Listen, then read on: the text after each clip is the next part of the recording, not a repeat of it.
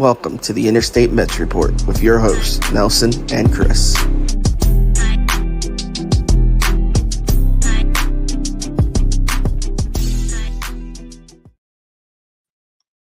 Yo, what is up, everybody? It's the Amish Country Mets fan, also known as my name, Nelson, along with CP or Chris. Good to be here on a Friday. Not a lot to talk about today. We kind of want to, hopefully we have some viewers and we have some questions. We kind of decided today would be mostly like a Q&A thing. And then we're just going to touch on Yamamoto and Senga real quick before that. So anyways, how's it going, Chris? Doing well, man. Can't complain. It's a beautiful Friday afternoon and ready to talk some Mets baseball. Obviously, we do it twice a week. Hopefully, get some nice little comments. The regulars coming in asking us some stuff. We got some, stuff to talk about before we get into all the questions. But yeah, man, just trying to enjoy the day. It's a beautiful day outside. Yeah, for sure. It's a beautiful day here too. Nice fall weather finally. I'm a fall guy. I'm not a summer guy. So I'm Mhm. glad summer's freaking over. Um I like to be cool and not sweating all the time. So that's just me. Um we already got a comment in. Jung-Hoo Lee, hey Nelson and Chris, Moonshot Mauricio is the greatest player since Pete Alonso. Am I right? Oh, okay. Little getting a little ahead of ourselves there, but hopefully he can be as good as Pete. Um, that would be great for us, great for the Mets. Um, be be good to see him continue this. And I know for a while we thought he might get traded, but I don't know if he's playing himself into to staying and contributing here going forward. That would be great. Um, so we'll see. We'll see. He's definitely one of our hottest hitters so far. Um, so we'll go ahead and jump in. Well, actually, before we go ahead and jump in, I have to say today is Roberto Clemente Day. Happy Roberto Clemente Day. Retire 21. It needs to happen. I don't know why it hasn't happened yet. It should be retired all across baseball, just like Jackie Robinson's number. Um, just one of my favorite all-time players that I never got to watch, but I've read everything there is to read about him. I love the guy. One of the reasons I typically hate Pittsburgh teams, but I can't hate the Pirates that much just because he was a Pirate, and I love Roberto Clemente, and I love PNC Park. So, anyways, just want to touch on that before we got into the show because um, it's a big day in Pittsburgh, and should be a big day all around baseball. So Definitely agree. moving into it. Yeah. Yoshinobu Yamamoto. News broke that he is changing agents to the same agent that Kodai Senga and I believe Edwin Diaz also has. Mhm. Um, could mean nothing, but it's obviously not a bad sign. I mean, obviously those guys talk to their agent. um, their agent can kind of put in a good word for the Mets, having two high profile clients already on the team. So it could give them a little bit of an inside track that granted, they might have already had a little bit of an inside track with Epler and his Japan connections, but a lot of teams are interested. Almost everybody's gone to scout him lately. Um, I don't know. What are your thoughts on this latest news that he's switching agents?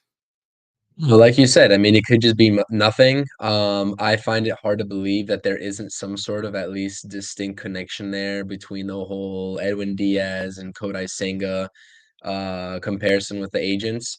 Obviously, two guys that just recently worked at deals with the Mets, Kodai Senga and Edwin Diaz getting an extension this past offseason. So yeah, no, I mean, it is definitely huge news. Like, make no mistake about it. I think it's huge news.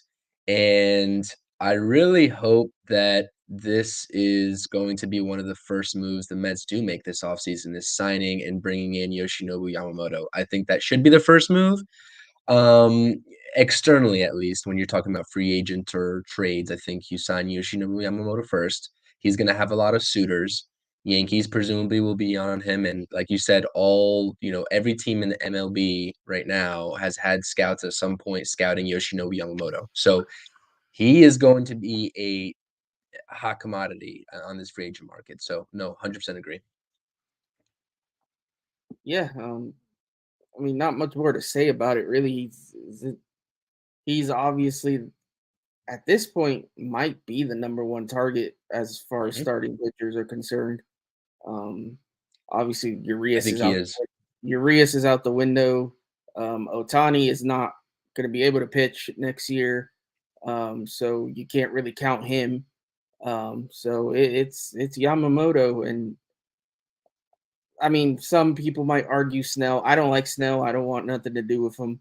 I think this is contract here helium that we got going on here, and I'm afraid to jump into that market. I don't care where he goes, just don't want him on the Mets. This could be famous last words. He may end up signing with a team and just continue dominating. Maybe I don't Yep. see it though. No, Um, I don't either. so, and also he doesn't stay healthy that much. Like he's another one of those guys that gets hurt a lot. So this year's it worked out for him, but we'll see going forward. Um, Listen, the first things first. This is what needs to happen. Yoshinobu, Steve Cohen needs to flex a little bit. David Stearns need to flex a little bit. It's the first thing that needs to happen. Sign Yoshinobu Yamamoto. Pack your bags, sir. Steve Cohen just bought you. Need it, need it, need it, need it, need it. Go get Yoshinobu. That's it. you, you're gonna just kill that I'm meme using till that all the time. I promise you. You'll be seeing that more often than not from me. we can't use it anymore. Um, while we're talking about Japanese pitchers, though, I mean Senga obviously, but another guy to keep an eye on is this Shota Imang. I don't even know how to say his name, Imanaga or Yep. whatever. He's another guy that is apparently going to get posted this off season. So I don't know, man. Maybe we can build ourselves an all Japanese rotation. I wouldn't mind going after him as well. And shout out Jung Hoo Lee in the chat. He actually, during our last Interstate Mets report, he said that guy's name that's going to get posted that you just said. I'm not going Yeah, to try to repeat it, but Jung Hoo Lee was on top of that. So shout out Jung Hoo. yeah. I apologize if I'm butchering names. I'm not great with the Japanese names. Give me his Spanish names. I'm good. I can speak Spanish, so I can nail those. But the Japanese names, I struggle a little bit. Before I get into Kodai, let me hit up some comments here. Aaron Cass is in the building. Morning, Aaron, Aaron. that's your co-host, ain't it? Yes, sir. Feeling Blue Pod, Giants. Let's go. There we go. Shout out, Feeling Blue Pod. Giants suck, by the way. Um, Senga Cy Young. Listen, he's not getting any love in that department, but I feel like he should. That's Mhm. what I'll say about that. And then Jung Hoo, Tommy Pham looked great in City Field. We should resign him for 2024.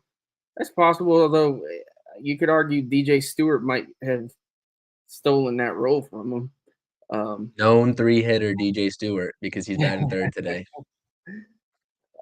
So let's jump into Kodai real quick. Again, another impressive outing. I mean, what can you can't say enough about this guy. He's just I had high expectations. I picked him as my rookie of the year winner before the season started. He's probably not going to win it, but again, he should be getting more consideration, I think, than he is. For whatever reason, he's super under the radar. I don't know if it's because the Mets stink. Probably has something to do with it. Some tells me if the Mets were battling for a playoff spot, he would be getting a little more love. Um, Mhm. but I think he deserves it, man. And he deserves it to be up there. He deserves to have some votes thrown his way. He's really improved his command.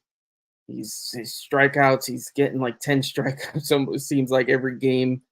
Um, he's almost unhittable at times, and you love to see it. You love to see that, especially given everything he had to do to adjust to pitching here.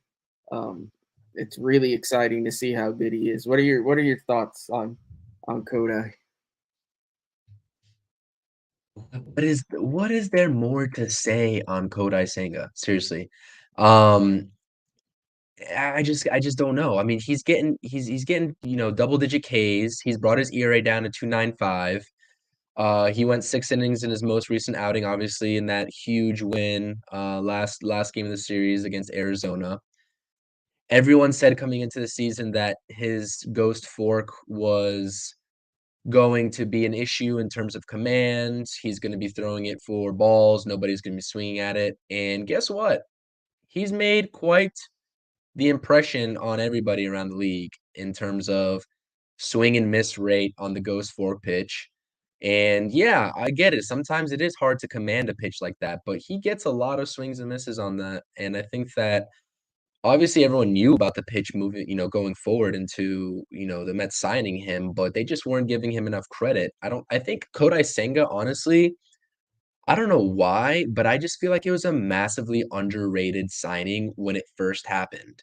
And I feel like not only I mean, I guess Mets fans were definitely excited and pumped up about it, but just like it didn't get much attention to me, at least where I was looking at. I didn't see much attention on it. And um I think that he went out there and, clear rookie of the year candidate. I mean, he should be in the Cy Young talks, especially if the Mets were playoff contenders, like you said, that helps a little bit. But obviously, the front runner is either Snell, like MEZ just said in the chat, or I think Justin Steele is his name. I think he's got the best, the lowest ERA across the National League, so maybe he probably might win it. But it just his not so. What I'm impressed about, like you could talk about his numbers aside, that's one thing. But his composure on the mound is something that really cannot be taught. Like, I don't see Kodai get flustered. I don't see him, like there's no pouting after a bad call, like, you know what I mean? Like, he's a true pro's pro, and that's what I love about him, and you can tell he's a great teammate too, because I always see Kodai Senga going up to the guy that made a great catch that inning or whatever. He's the first guy to greet them pretty much, and he's the pitcher on the mound. So I love that stuff, and that's just like the little stuff that I notice that I think goes a long way. And I think at the major leagues, at most, right? I mean, these guys are all professionals; they all get paid to do what they do. But little stuff like that, like, just helps, I guess, with team camaraderie, and that's what I look for. So definite plus, not only on the mound, but I'm sure in the clubhouse. I'm sure he's a funny guy. Um, Looks like a great guy. I mean, yeah, just a stud. I mean, the Mets are blessed to have, him in this organization now. And you pair him with Yoshinobu, you got Quintana. Like you said, we've already gone over this rotation and what it could look like via free agency and trade. So when you already have a guy that you now don't have to really worry about going into the next year, because right, everyone was talking about, oh, how is Kodai Senga going to adjust from the Japanese league to the MLB? New ball, obviously new environment, right, surrounding him, not really playing in as many indoor stadiums, all that stuff. And he just said, hey, listen, this is nothing new for me. I've been doing this my whole life. And he literally has owned the MLB. So it's something that puts a lot of ease on the Mets' front office minds now. They don't have to really consistently worry about that. So they got a rotation spot filled out with a Cy Young type guy, and I couldn't be happier. I mean, that's my whole take on Kodai Senga. He's been phenomenal. Yeah, and to your point with his composure, like he's really good at pitching out of trouble too. Like if he works himself into a jam, he's really good about staying calm and finding ways out of it.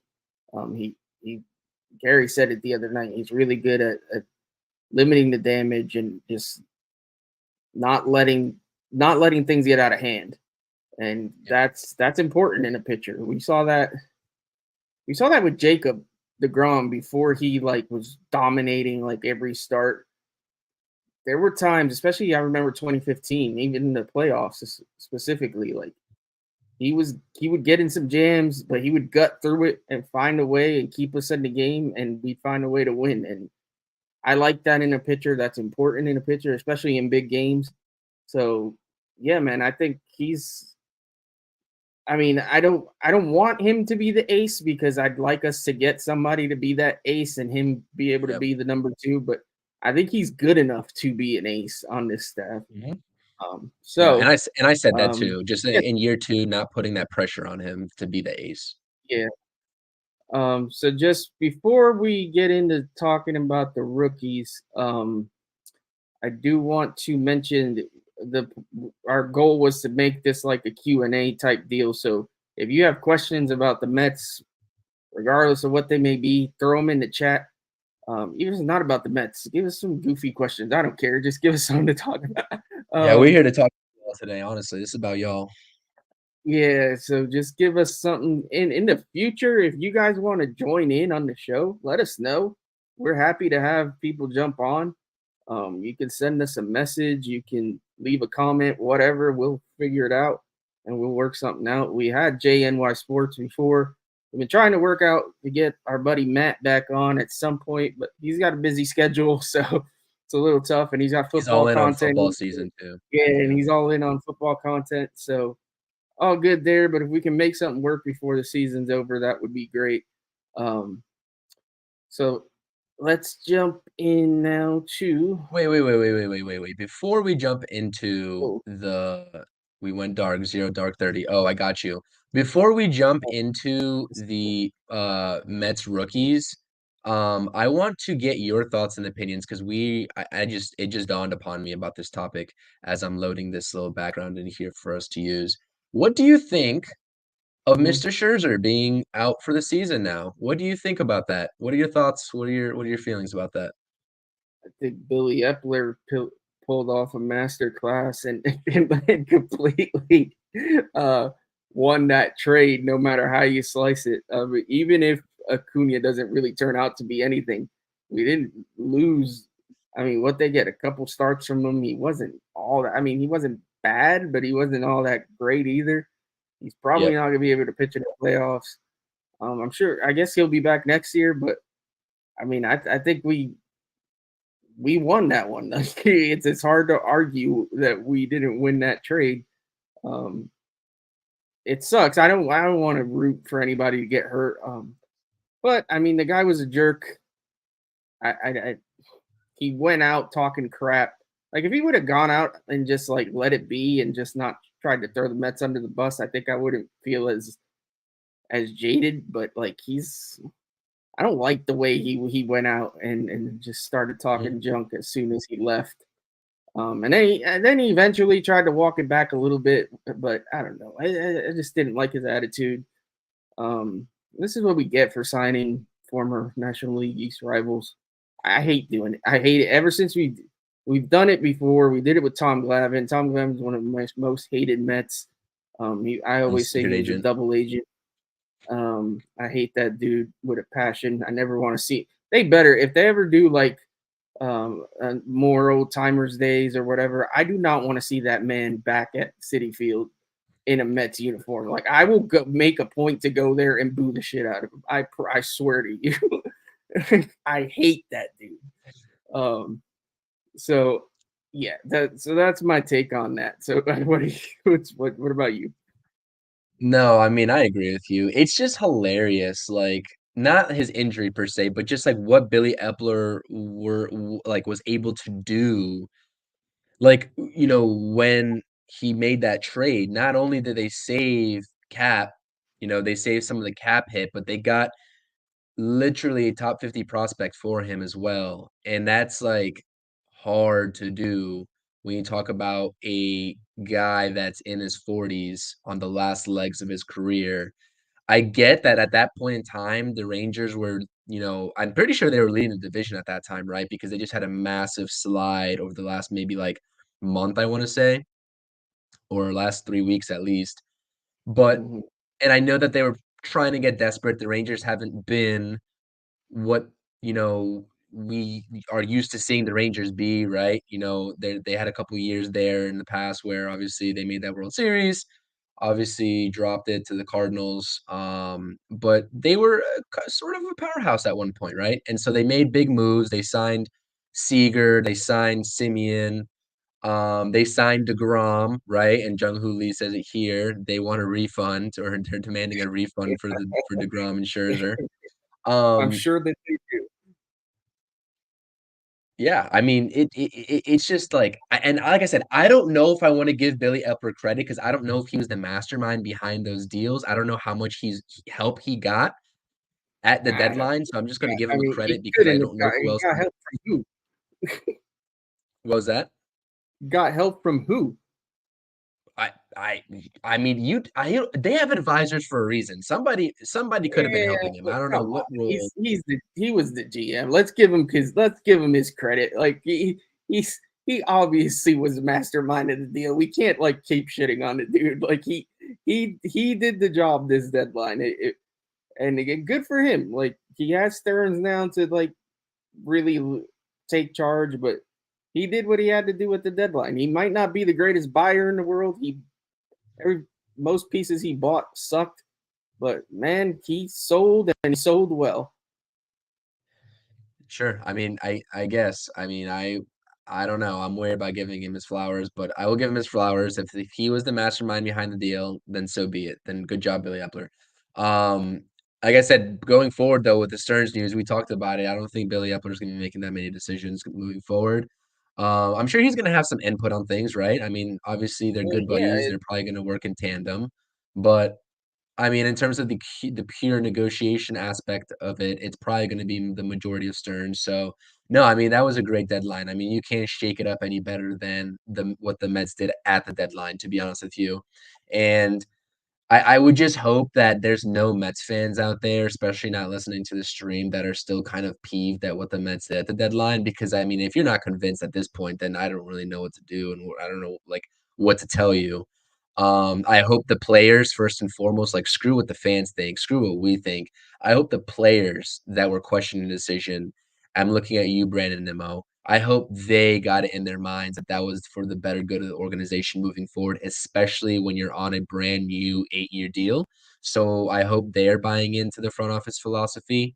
And I hope that better times are ahead with David Stearns and providing some direction for this organization. And that's what I'll leave it at because I think that was a necessary move. I've been wanting to get more youthful in terms of our players, in terms of our front office management, way of thinking. I think they've done that across the board, not only in the field, but bringing David Stearns in here, more of a youthful mind, and we'll see exactly how it shakes out. But I mean, you saw the article in the report saying that I don't know if you did. I'm just assuming you did, but Omar Minaya, when David Stearns worked here as some sort of advisor, or some sort of intern previously with the Mets, Omar Minaya wanted to retain him and actually give him a front office.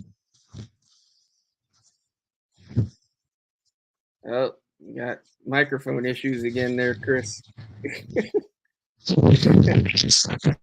Uh, while Chris goes off, I do want to give a quick shout out to anyone that's watching or that may be watching later that does follow me on X. Now, I can't get used to calling it X, but ever since I did the all-time Mets roster thing, I've gotten a lot of traction there. I mean, I'm not a huge account, obviously, but I've gotten a lot more feedback lately, a lot more interaction on my posts. So shout out to everybody that's participating and joining in on the conversation. It's been interesting. Like my goal was always to set out to get the YouTube thing like flying and get as many subscribers as possible, and that's still the goal, obviously. But now my X is gaining some traction, so I appreciate everybody on there. And I just wanted to say that. We got you back, Chris, or not? Can you hear me?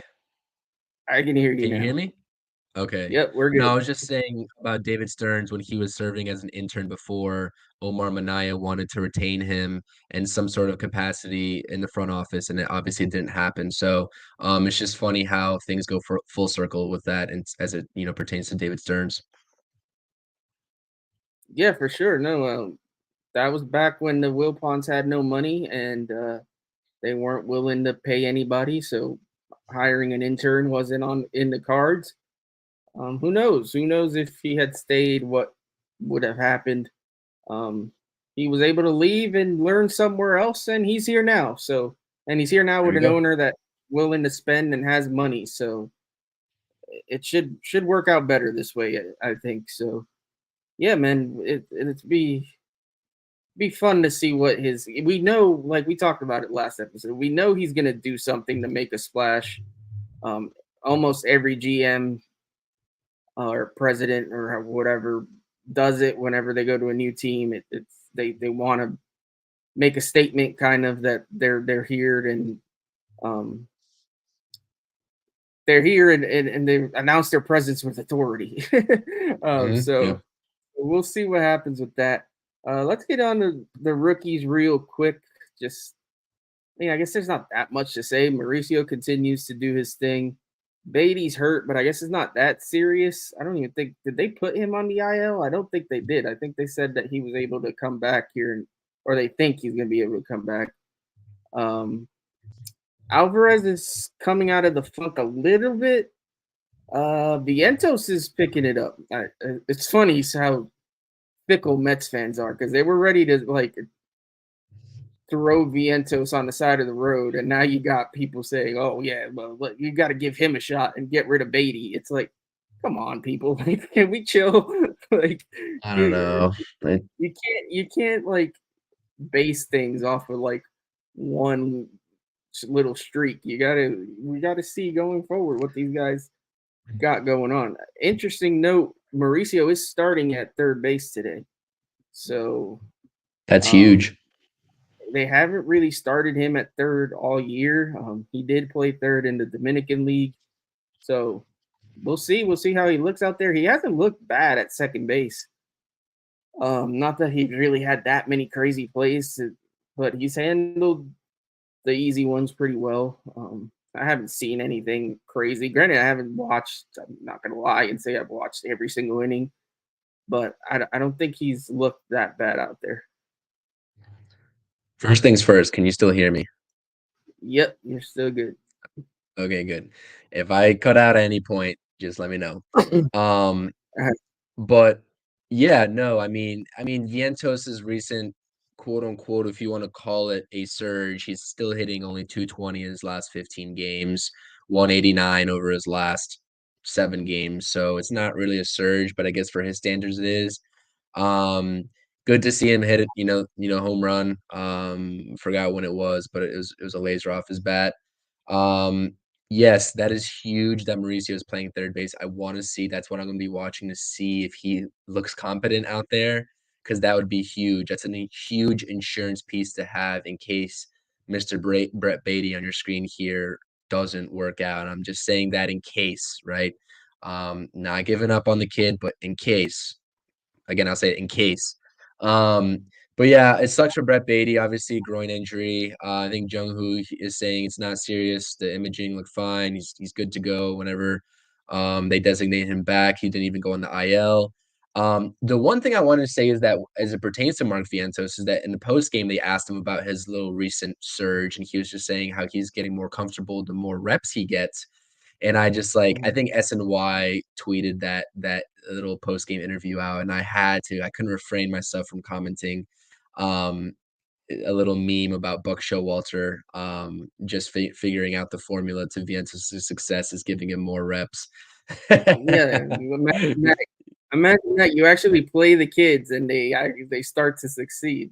It's exactly. That's why Buck, and not to make this a Buck thing, but that's why Buck needs to go. I'm sorry. I know there's people that think he'd be fine as the manager next year. I just don't see it. He's not the guy to lead these kids. He's too veteran happy. He doesn't do what's best for these kids. He just doesn't. I mean, we see it every time. They hit homers, they do something good, and the next day they sit. It's like, come on, there's no way to get a guy going if you sit him after he produces. You have to give them consistent playing time. And to that point, Jung-Hoo Lee says Francisco Alvarez is off again after being off Wednesday. Buck is blocking him from a real chance at beating the Johnny Bench. Most home runs for a rookie catcher record. He's so close. Yeah, they said they were going to try to get him more days off. They thought he was tiring, and that's why he was struggling so much. I understand that part, and catching is hard. It's especially if you haven't caught a whole season before. So I get it. you could argue he could DH. Why couldn't he DH? Maybe that hand's bothering him a little bit. I know he scraped up the other hand on a slide yesterday, I think it was. So that could have something to do with him sitting too, I suppose. But it's Buck's MO, man. He's gonna get these kids out of the lineup as much as he can. It's the reverse of what he should be doing. So I don't know. I'm just done with him. I we'll get into in future episodes of replacement options. Yes, show must go. Um, we're on the anti-show bandwagon. I'm sorry for any Buck lovers out there, but this show is done with Buck. Buck stops here. No, I agree with you. He's not going to be the guy. I mean, I can't see him being the guy. He's got 1 year left on his deal after this year anyways. I'm sure David Stearns is gonna and Stevie, you're right on point. Like, Stevie's right on point here. I was gonna ask you about the Chaim Bloom firing and what your opinion was, but we'll talk about that here when we get into the Q&A session. But no, I agree with you, Buck. And we're not turning this into a Buck thing, but yeah, I mean, not playing Alvarez. Obviously, there might be reasons to not playing Alvarez, but off surface level kind of stuff just tells you that why is Alvarez not in the lineup in some sort of capacity, whether you said it's DH or behind the plate. It just makes no sense. But at this point, like I said, we're just here and analyzing this stuff until we get into the off season because that's when the real fun starts. And there's only so much things that we can talk about, but it's good. It's just good signs. Like, I want to see these guys. I've said it time and time again. Just finish the season strong. I mean, I know Alvarez is coming on a little bit more. I know he had a huge slump, huge slide off to the hot start that he got. But just finish the season off strong. Get back stronger than ever. Next year for next year, and hopefully the Mets field a young and competitive team. I'm really still curious about what is going to happen with this team next season, whether they're really going to be gunning for a contender or whether they just content with making the playoffs first, maybe getting a little bit more playoff experience for these guys, putting a borderline wild card team out there and then going for it in 2025. I'm curious the strategy they're going to take, but that's going to be revealed here very, very, very shortly to us. So that's what I got. Yeah, for sure. It is. I mean, we'll definitely see. I think they're gonna go. I don't think they're gonna go like all in on next year, but I think they're gonna try to field a playoff team. Like, I don't see them like taking a year off and not. I could be wrong, but I think Stearns is gonna want to make a statement.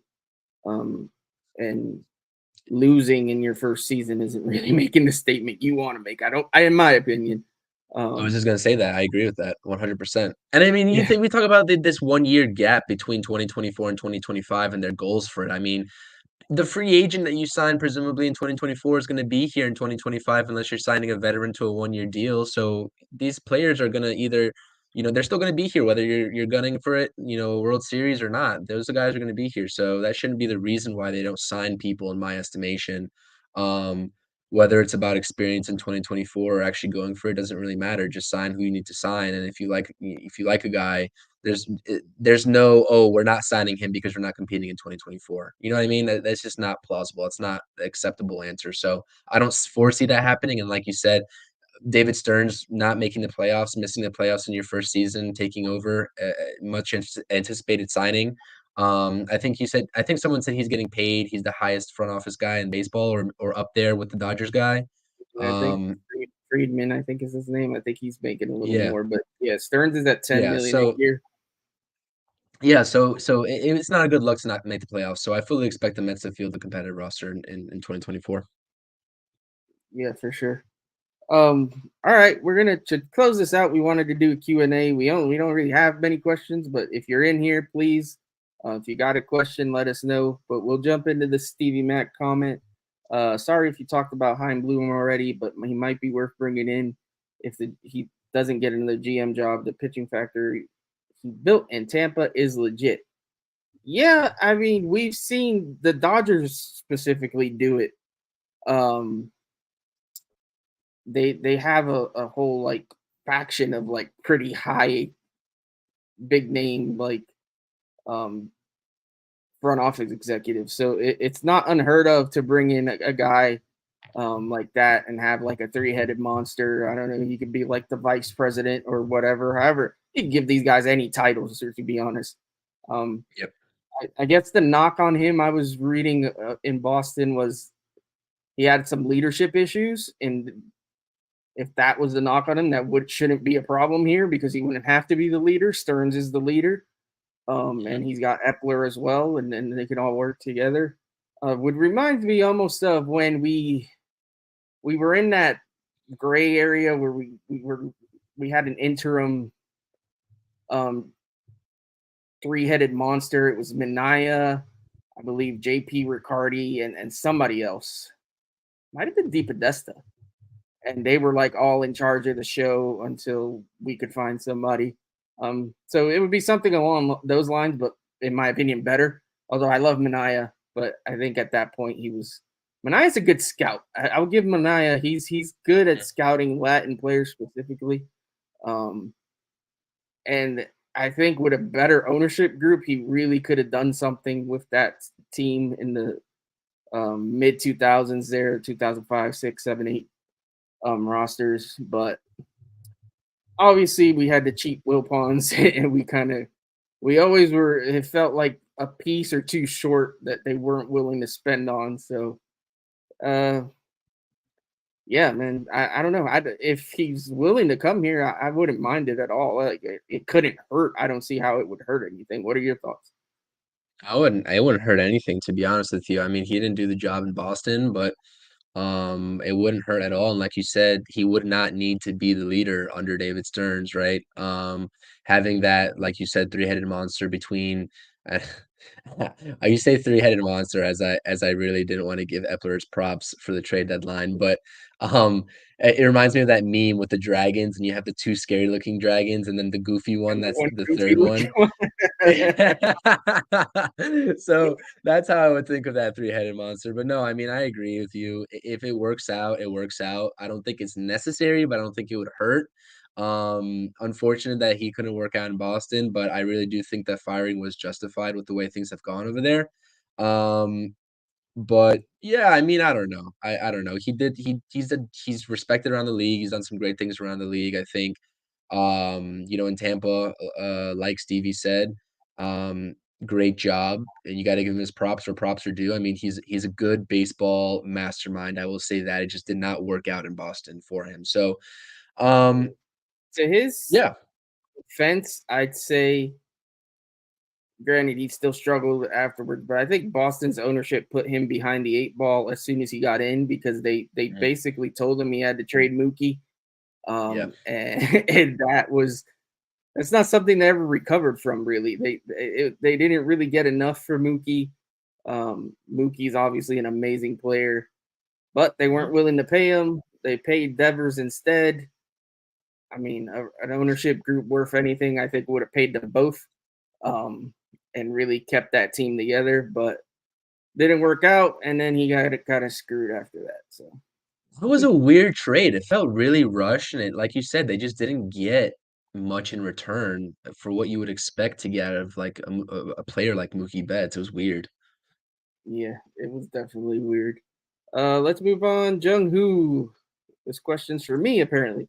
Do you miss the city or prefer the Amish country life? Oh, That's a good question. That's a great question. it's a good question, and it's an interesting question because I mean I've been out here since 2000 and late 2006. I love New York. I loved New York when I was there. There's certain aspects that I miss. The Mets is the big one. When I was obviously living in New York, if I wanted to go to a Mets game, I could just pick up and go. And I can't do that anymore. I can only see them when they visit Pittsburgh, or I'll travel to Cleveland. I can go to Cincinnati. It's close enough. I have family in Atlanta, so I'll go see them down there sometimes. But yeah, not being able to go to like Mets games sucks. The food situation sucks. Like we don't have like real good restaurants, and I mean we have like down home cooking, but it's not not the same as like there's so many options in New York for food. Pizza's phenomenal. There's Latin food. There's all kinds of ethnic foods that you just don't get out here.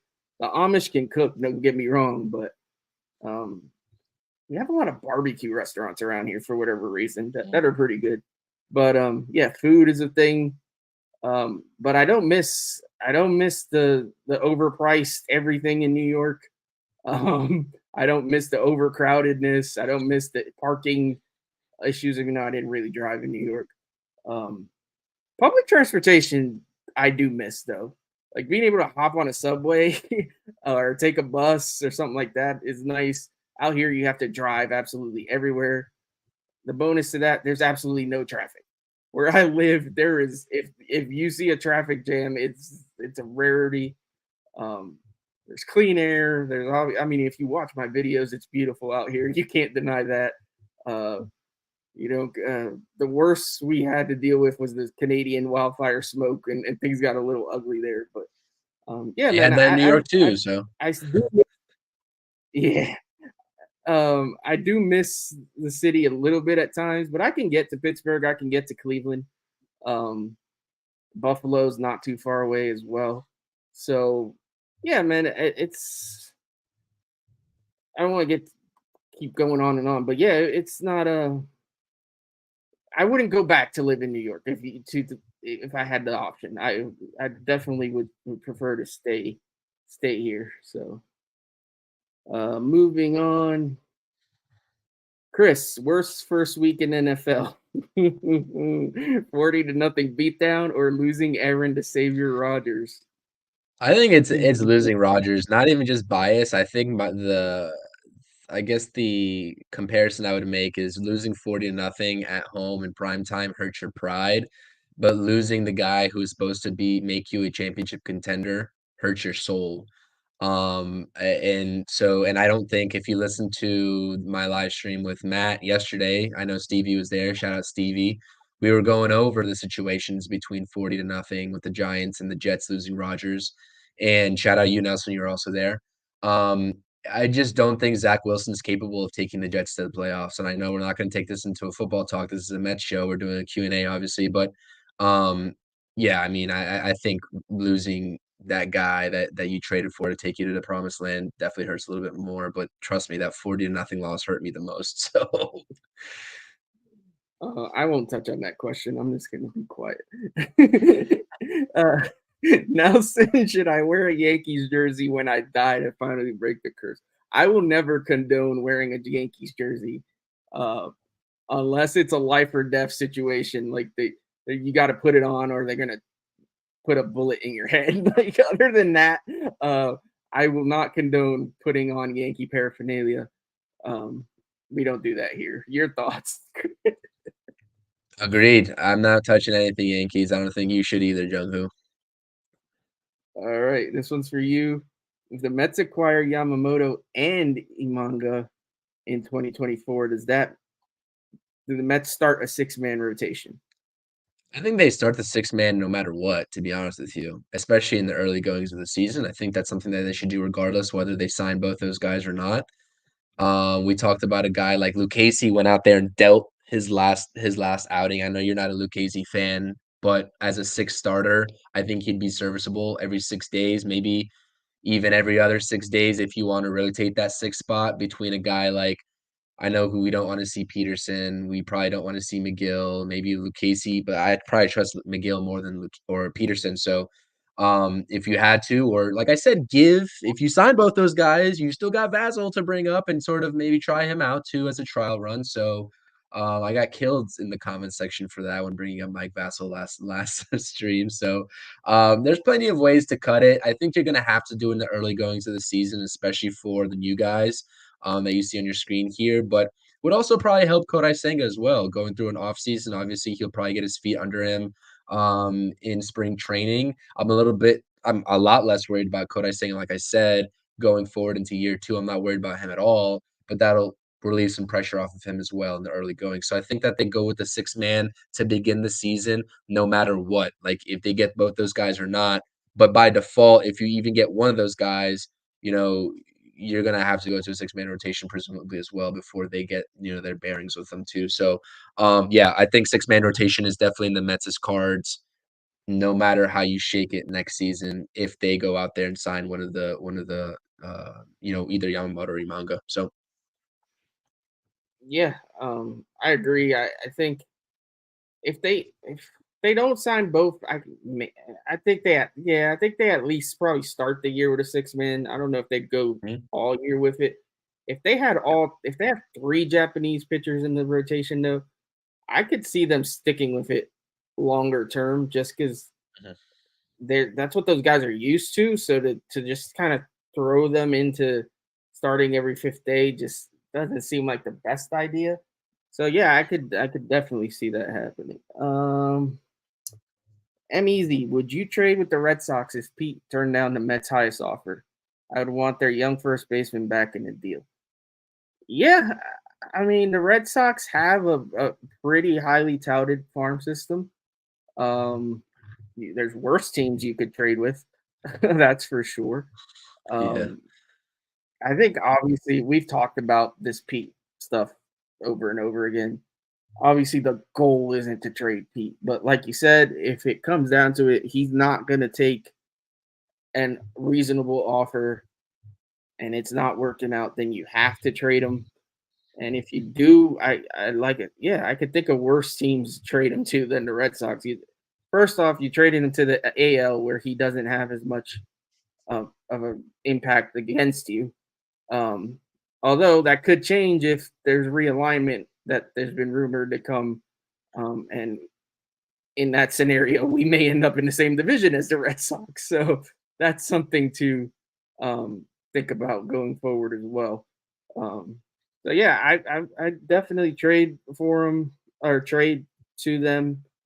Um, I would have to look further into what pieces they have that I'd want because I haven't looked into that at all. I'm not that privy to what their specific players in the farm, who their specific players in the farm are, but um, I do know that they have a pretty well regarded system. So, your thoughts? Tristan Cassis is who he's talking about. 263 average, 24 home runs, 856 OPS. Just looked it up. He's having a pretty good season. He's not Pete. Only thing I would say is like, why would the Red Sox in their current state right now want Pete Alonso? Like, why would they give up plus to get Pete Alonso when they're not really in win now mode? Like, what would be the thought process there? That's my only thing with that. To get Cassis and maybe maybe the prospect, in return for Pete, I don't know if that's enough for me to say, hey, that's serviceable, but we'll see. I really don't think Pete Alonso gets traded at the end of the day. I know we've talked about this all the time here, but I would say that like Nelson's right. There's worse teams to trade, Pete Alonso to. But I don't know if the Red Sox situation, just their situation alone over there in Boston, would make sense for them even wanting Pete Alonso, right? So, yeah, I mean, it'll be a good starting point to start with the talks of Tristan Cassis because he will give you power. Like, I think talking Mets with Rob, his philosophy, if you do trade Pete Alonso, is obviously you're not going to replicate 40 or 50 home runs with one guy, but you get a couple guys that'll get you 20 apiece, right? And you replicate that production across the lineup. So that could be a way to go about it, but I just don't know if that's a fit that I would I think make. I want to put 2 and 2 together there off the top of my head. I think to me, I mean, we've said it, and I would want major league ready talent in return for Pete. So Cassis would fit that. Their top prospect is Marcelo Mayer as a shortstop. We don't really need another middle infielder, although we've talked about how you can figure that out. But I mean, I'm gonna want a lot for Pete in return. So Mayer, I'd probably take off their hands if they're willing to trade him. How that works in it's just a weird fit. Like you said, it doesn't really. Their next best prospect is an outfielder, Roman Anthony. Mayer's ranked 11th in all of baseball, which is really good. Anthony's ranked 35th. I got another guy, Rafaela, who's an outfielder / shortstop. He's ranked 72, and a catcher named Kyle Teal, who's ranked 82nd. So they have quite a few guys in the top 100 list. Yeah, but for the most part, they all play positions. They're not pitchers, which is another thing.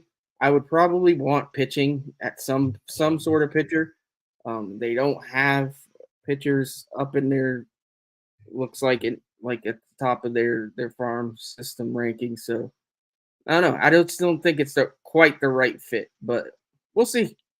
What do we got here? Jung Hoo, first to come back, return to the majors.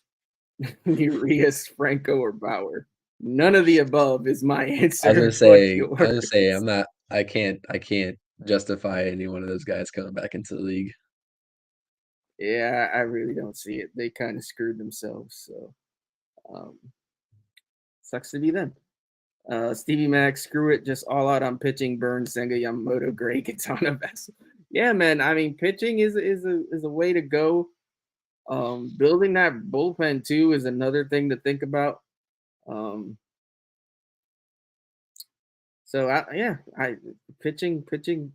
pitching heavy is not a bad strategy. What do you think? Stevie Max, a Mike Vassal believer. I like it. I like it, Stevie. He's been listening to the pod quite often. I've persuaded him, I guess. So no, I mean, pitching is never a bad way to go. The whole Burns talk, I know that's like the most obvious sort of target now with Stearns in the door, but like you pointed out, like the Brewers are in no rush to help the Mets out in terms of, trading their best guy for, whatever the Mets want out of him. Obviously, there's going to be some negotiations back and forth because the Mets can say, hey, listen, Burns is not going to be signing with you all regardless, so you might as well just cut losses. Brewers going to be like, hey, listen, screw you guys. We'll keep him on to him as long as possible or not even trade with you and just watch him go to one of your rivals unless you don't give up XYZ in your farm system. So I could see the negotiations going like many different ways between that. We'll see what the relationship is. I don't know if there are going to be reports about it, what the Stearns Brewers organization relationship is, if it was a strained relationship or whether they left on mutual terms. I don't know if that's been reported yet, but that could be a key piece into a Corbin Burns trade too. But no, I agree, Stevie. Pitching is the way to go. Nelson as well. Yeah. Jung Hoo wants to know, have you seen the new Teenage Mutant Ninja Turtle animation movie yet? I have not. I want to. That one and the Spider-Man one, I have not seen either one, and I want to see them both. I'm a huge Teenage Mutant Ninja Turtles fan. Growing up, I was a huge Teenage Mutant Ninja Turtles fan. I didn't know that it was coming out, to be honest with you. But now that I do know, I'm definitely going to go see it. I usually am not the biggest proponent for animation movies. I don't really like animation movies, but if it's Teenage Mutant Ninja Turtle, I'll definitely go see it. Yeah, man, it looked good from what I saw in the previews. It's been out for a little bit, I think. What do we got? What you talking about? We clearly need more shortstops. 50 more shortstops for Yeah, we definitely have a ton of shortstops in the system. MEZ, listening to reports, the Red Sox ownership is not happy about being last place and are ready to spend big. Yeah, I mean, I could see that, and that would be great for them, but still, I just don't see that fit that with the Mets. It could happen. Anything could happen. I just don't see it. Yeah, I don't see it either. But no, that makes sense. That would make sense what MEZ just said. TV Mac, I have a fever, and the only cure is more shortstop. I'm gonna go out and we're gonna call it Cowbell Fridays now on the stream. I'm gonna go out, buy a cowbell, Oh, and good ring God. the cowbell throughout the stream. I think I might quit the show with that, actually.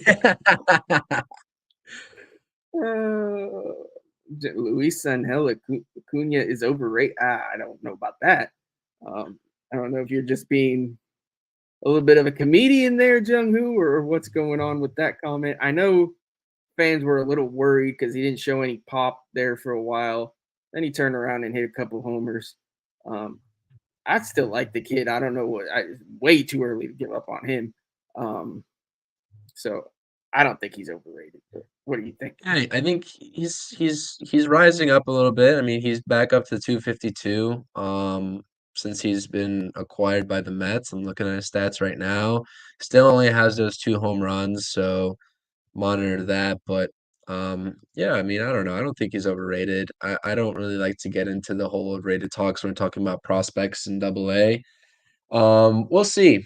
We'll see. I mean, I'll go by his sample size. If you've listened to this ever since we started doing this, and I talked about Pete Alonso, I talked about anybody that we talk about, I go off sample size. That's why when we were talking about Julio Urias and we were going back and forth on him before the whole incident with him happened, trusted his sample size. Um, and so the same thing with Luis Angel Acuna. We'll see. Like I said, when you talk about prospects, no matter where they're ranked, they could be top 10 in all of baseball and not amount to anything in the major leagues. Like that's certainly plausible, and I wouldn't put it past anyone, but I don't think I would be saying that he's overrated just yet. So I think Jung Hoo is coming with a logical sense and that he struggled since the Mets acquired him. I don't think he was trying to troll, but I would just say that the jury is like we jury's not out on Luis Acuna just yet. Like we got to hold the talks on the whole worrying about a guy that just got acquired mid-year. Yeah, I agree. All right, man. It's been about an hour. I appreciate we got all the regulars in today, or at least most of them. Aaron, shout out Aaron, Jung Hoo, Stevie, M Easy, all the fellas. We thank you. You guys are definitely pretty much always here with us, so definitely much I love it. appreciated. If you guys can like the streams on both our channels, that would help us out. Obviously, you're commenting, but you can comment something after the fact as well. If you remember something you wanted to comment about, we can always talk about it on a future show. And like we said earlier, if you want to join us, let us know. Love to have some guys on to kind of help us break up the monotony a little bit. One last comment here. Jet Loki is making the rest of the prospects look bad because he's absolutely killing it. Yeah, and Jets has been out of this world. But yeah, just once again, thank you. Before I wrap it up and do our little plugging before we get out of here, any last words from you, Chris? No, like you said, I appreciate all the regulars. Stevie, shout out Stevie joining all my streams. I mean, he's there no matter what, always supporting. I definitely noticed that. Definitely appreciate that. Jung Hoo, appreciate you always being here as well. Aaron, always tuning in. And Easy popped in, dropped some comments, today, asked us some questions. So I appreciate all the regulars. If you don't follow me on X at CPNY Sports, I want to interact with you all on there as well. Get your guys' thoughts, on an everyday basis. I know we do this show Tuesdays and Fridays, but definitely hit me up on X and let me know what you're up to on there. I want to see what you guys are putting out there, if you guys are putting anything out there. But if you rely on just YouTube and us on here to get your everyday Mets or weekly Mets news, then that's fine too. Definitely see you guys on Tuesdays and Fridays. And like I said, we're going to be having some great discussions moving forward in the offseason. It's going to be an exciting time. So keep rocking with us and definitely appreciate everyone supporting the stream. Like you said, I think that's most important because, like, honestly, we wouldn't be doing this without people listening to it, to be honest with you. I mean, we can definitely just sit here and kind of talk at a blank wall, but it makes it fun with the interaction. So definitely appreciate it. Yeah, for sure. The interaction helps a ton.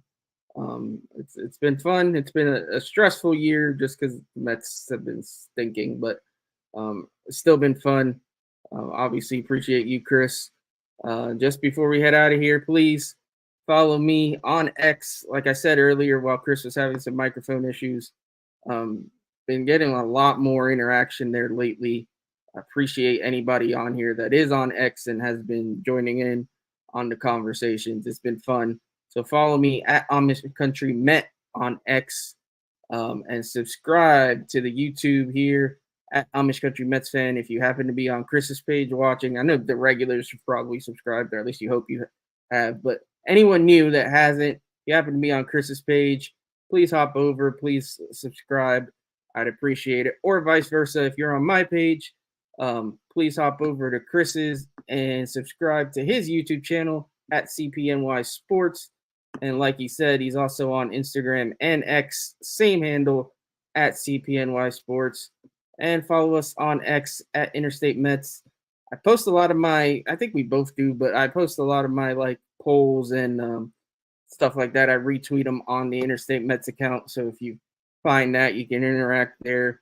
I need to do more exclusive content to Interstate Mets, but I tend to focus on one and I forget to focus on the other. It's kind of hard juggling more than one thing, but we'll figure it out. So anyways, appreciate all of you once again. Everybody have a great weekend. If you're going to watch the Mets, hopefully they have a good weekend. If you're going to watch the Mets, hopefully they're going to get some wins, maybe, I guess, if that's what you want. If you want them to lose for the draft pick, I can't blame you for that either. So whatever you'd like to see, hopefully it happens. Hopefully the kids do some damage. Hopefully Lindor can pick up the 30-30 quest a little bit. He's kind of stuck on 26 and 26. He can still make it. He's still got a couple weeks, so we'll see what happens there. But thanks everybody. And hopefully the Giants win. I had to sneak that in there. Me and Chris are gonna. I told this to Chris. Me and him agree way too much about the Mets. So I'm going to troll him all football season. Even though I'm a Giants fan, I have made it my mission to be Chris's Giants troll for the year. Double agent Giants fan. Double agent is what Nelson is. Yeah, I'm definitely a double agent. All right, everybody. I appreciate it. We will head out here. Let me find this. And there we go. All right, let's go Mets, everybody. Thank you for watching the Interstate Mets Report. Streaming Tuesdays at 5 p.m. and Fridays at 4 p.m. Eastern Standard Time. Make sure to like, comment, and subscribe to @Amish Country Mets Fan and @CPNYSports.